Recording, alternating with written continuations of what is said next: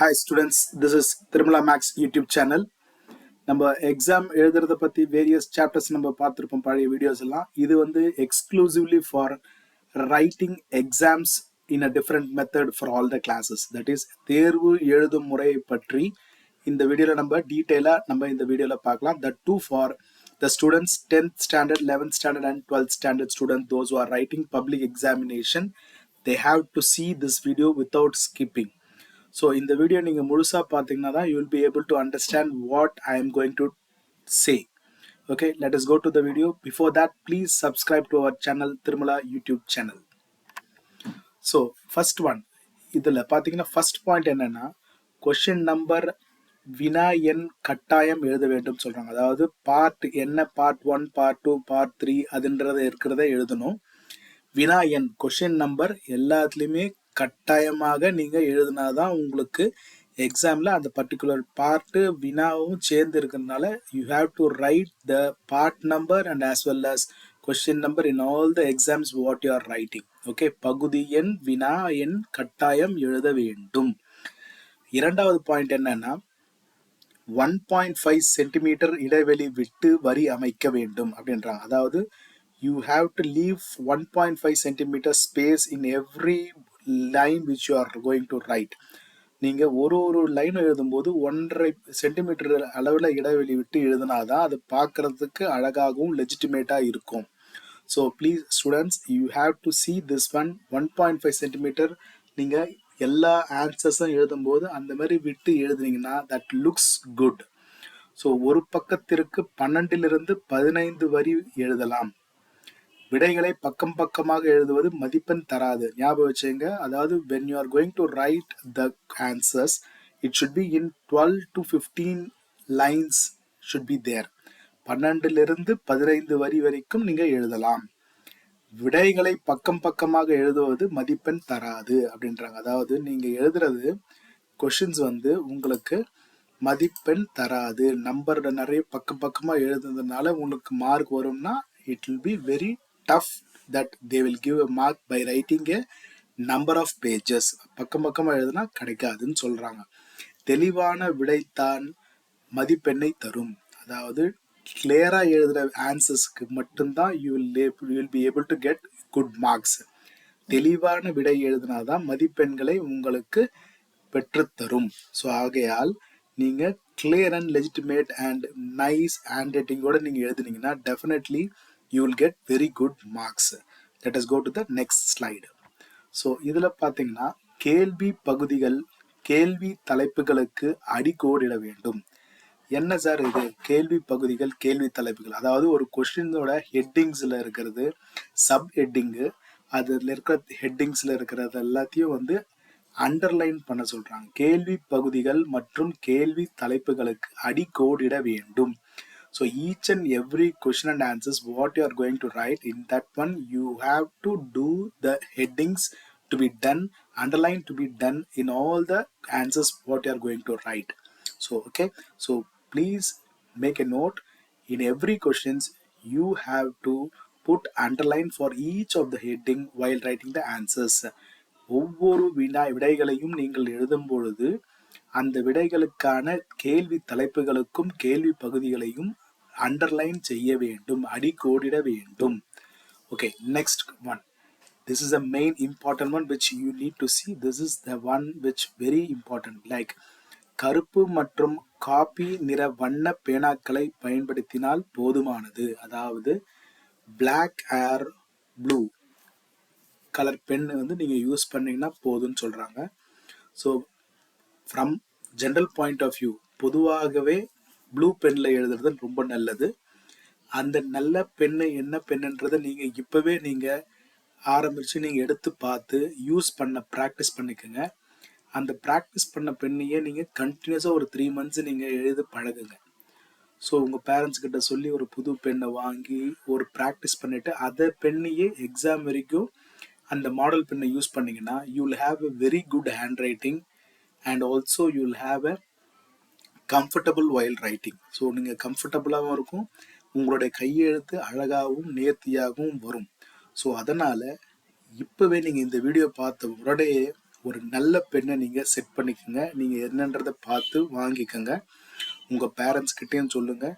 அந்த பெண்ணை வாங்கிக்கிட்டு நீங்கள் ஒரு 3 monthsக்கு இன்னிலேருந்து நீங்கள் என்னைக்கு எக்ஸாம் எழுத போகிறீங்களோ அன்னைக்கு வரைக்கும் அந்த பெண்ணை யூஸ் பண்ண பழகுங்க.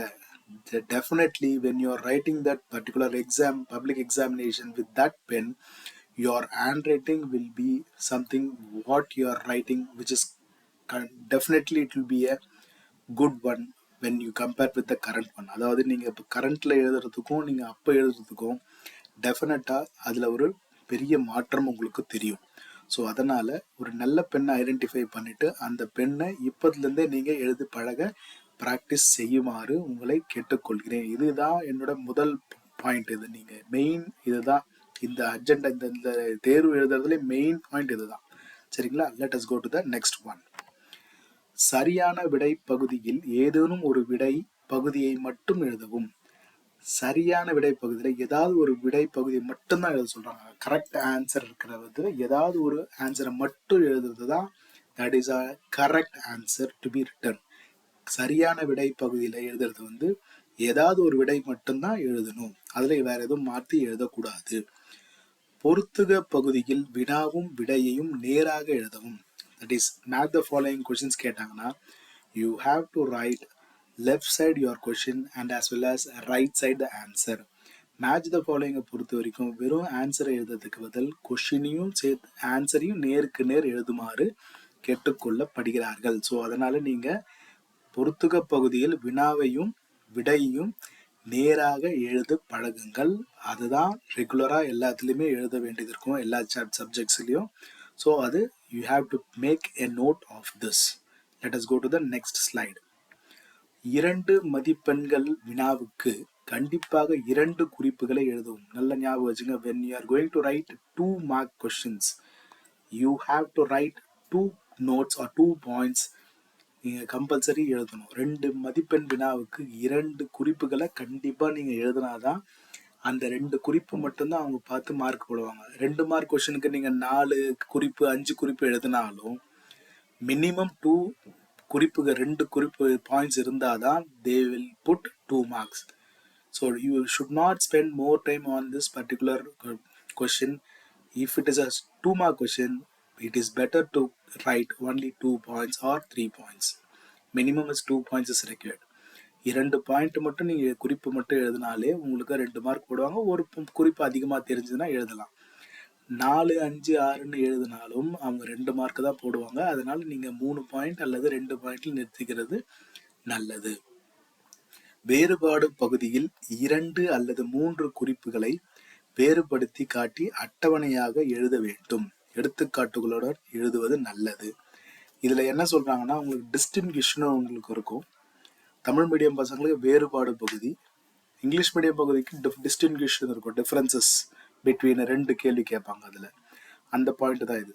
நீங்கள் 2 அல்லது 3 பாயிண்ட்ஸ் எழுத சொல்கிறாங்க. 2 அல்லது 3 குறிப்புகளை எழுதி அதை கிளியராக எழுத சொல்கிறாங்க. அதில் எக்ஸாம்பிள்ஸ் இருந்தாலும் பெட்டர். ஸோ அதுக்கு 2 அல்லது 3 குறிப்புகள் வேறுபடுத்தி காட்டி அட்டவணையை தெளிவாக எழுத வேண்டும். எடுத்துக்காட்டுடன் எழுத வேண்டும். எக்ஸாம்பிளோட சேர்த்து எழுத சொல்கிறாங்க. So that you have to make a note. 5 மதிப்பெண் பகுதியில் குறைந்தது 3 தலைப்புகளில் பத்திடவும். அதாவது எப்படின்னா 5 மார்க் கொஸ்டின்ஸுக்கு மினிமம் 3 பேராவா எழுதிட்டு 3 பேராஸ்க்கு அதுக்கு ஒரு ஹெட்டிங் கொடுக்க சொல்றாங்க. 3 தலைப்புகளில் பத்திடவும். அதாவது மீனிங் என்னன்னா 5 மதிப்பெண் கொஸ்டின் 5 மார்க் கொஸ்டினுக்கு minimum you have to right 3 headings in that question. So அந்த 3 ஹெட்டிங் போடும்போது அவங்க ஆட்டோமேட்டிக்காக அவங்களுக்கு 3 மார்க் போட்டுருவாங்க. அது இல்லாத பேராஸில் என்னென்ன எழுத வேண்டியது இருக்குன்னு பார்த்துட்டு அதுக்கேற்ற மாதிரி அவங்க மார்க் போடுவாங்க. So it is better to right 3 headings for 5 mark questions.